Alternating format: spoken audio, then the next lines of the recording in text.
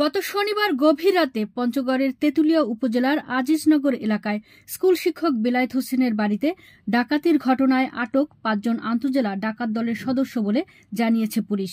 একই সাথে চক্রটি বৃহৎ ডাকাতির পরিকল্পনা নিয়ে তেঁতুলিয়ায় প্রবেশ করে বলে সংবাদ সম্মেলনে বিষয়টি জানিয়েছেন পঞ্চগড় পুলিশ সুপার মিজানুর রহমান মুন্সি। সোমবার দুপুরে নিজ কার্যালয় সম্মেলন কক্ষে সাংবাদিকদের নিয়ে সংবাদ সম্মেলনে এ তথ্য জানান।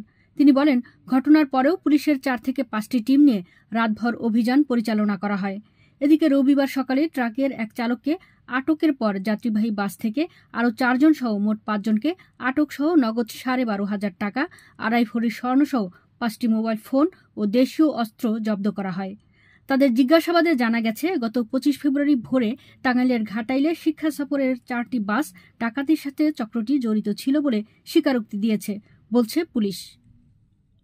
গত ১ তারিখ দিবাগত রাতে অর্থাৎ ২ তারিখ রাত আনুমানিক ১২টার পরে আমরা জানতে পারি যে পঞ্চগড় তেঁতুলিয়া এলাকায় কিছু ডাকাত দল বাহির থেকে প্রবেশ করেছে এবং জনমনে ডাকাতের আতঙ্ক বিরাজ করছে। এই প্রেক্ষিতে আমরা সংবাদ পেয়ে আমি এবং আমার অতিরিক্ত পুলিশ সুপার, যিনি পুলিশ সুপার পদে পদোন্নতিপ্রাপ্ত, তাকে নিয়ে আমরা প্ল্যান করে তেঁতুলিয়া সদর এবং ডিবির সমন্বয়ে আমরা 4টি টিমকে আমি সহ এবং আমার এডিশনাল এসপি সহ আমরা রওনা করি তেঁতুলিয়ার দিকে। সেখানে যাওয়ার পরে আমরা তাদের গতিবিধি লক্ষ্য করি এবং ইনফরমেশনের মাধ্যমে আমরা প্রযুক্তিগত ইনফরমেশনের মাধ্যমে গতিবিধি লক্ষ্য করি এবং ভোজনপুর এলাকায় তাদেরকে আমরা লোকেট করার চেষ্টা করি। বাই দিস টাইম কিছুক্ষণ পর আমরা জানতে পারি যে আজিজনগর বেলায়েত মাস্টারের বাড়িতে ইতিমধ্যে ডাকাতি হয়ে গেছে। তখন আমরা দ্রুত সেখানে যাই, গিয়ে ডাকাতদের সম্পর্কে, তাদের অবয়ব সম্পর্কে জানতে পারি। তারপর জেনে আমরা প্ল্যান করে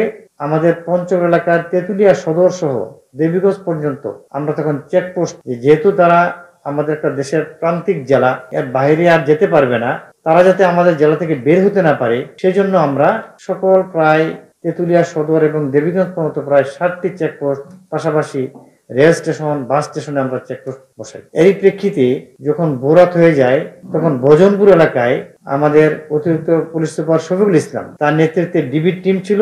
সেখানে একটি ট্রাক, হলুদ নীল রঙের একটা ট্রাক আটক করি। সেই ট্রাকের ড্রাইভারে ছিল ডাকাত দলের একজন প্রধান সদস্য। সেখান থেকে আমরা তথ্য পেয়ে আমরা বাকি আরো 4 জনকে এরা বাসে করে, ইন্ডিভিজুয়ালি এরা বাসে করে যাচ্ছিল। 2টা বাস থেকে দুজন করে আমরা শনাক্ত করি। মোট 5 জন ডাকাত দলকে আমরা ধরতে সমর্থ হই এবং তারা আমাদের কাছে পুরো ডাকাতির ঘটনাটা খোলামেলা বলে এবং যে ডাকাতি যে মালামাল নিয়েছিল, স্বর্ণ উদ্ধার এবং টাকা পয়সা সবগুলি উদ্ধার হয়।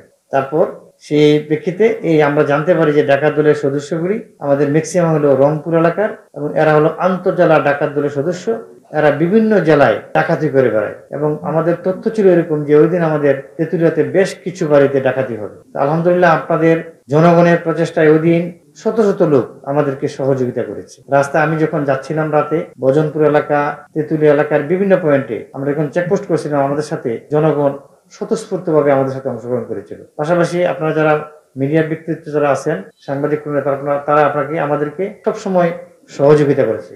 আপনাদের সকলের সহযোগিতায় আমরা আলহামদুলিল্লাহ এই ডাকাত দলকে মাল সহ ধরতে সক্ষম হয়েছি। এখানে আমি বলছি যে এখানে আমরা কি কি আলামত পেয়েছি, এটা আমরা একটু দেখি, আমরা একটা নোট করতে পারেন।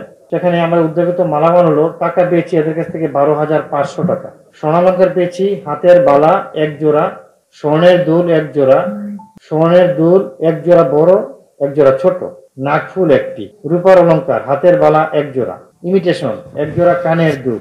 আর আলামত হিসেবে পেয়েছি 5টি বাটন মোবাইল এবং নীল রঙের 6 চাকা বিশিষ্ট একটি ট্রাক। ব্যবহৃত অস্ত্র, তাদের সাথে অস্ত্র ছিল হলো লোহার রড, রশি, গাছের ডাল এবং করাত, এবং এর মধ্যে সবগুলি উদ্ধার হয়েছে।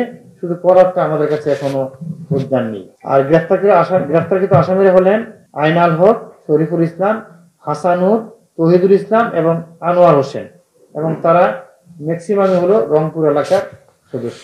5 জনকে ধরেছি। আমরা জেনেছি যে 7-8 জন এরা ছিল। এখানে নিশ্চয়ই লোকাল লোক জড়িত আছে, না হলে এরা স্পেসিফিক কিভাবে এদের ওই বাড়িতে যেতে হবে এবং কোথায় গেলে তারা নিরাপদে হিট করতে পারবে, বাকিটা আমরা তদন্তে বেরিয়ে আসবে ইনশাআল্লাহ, আমরা আশা করি।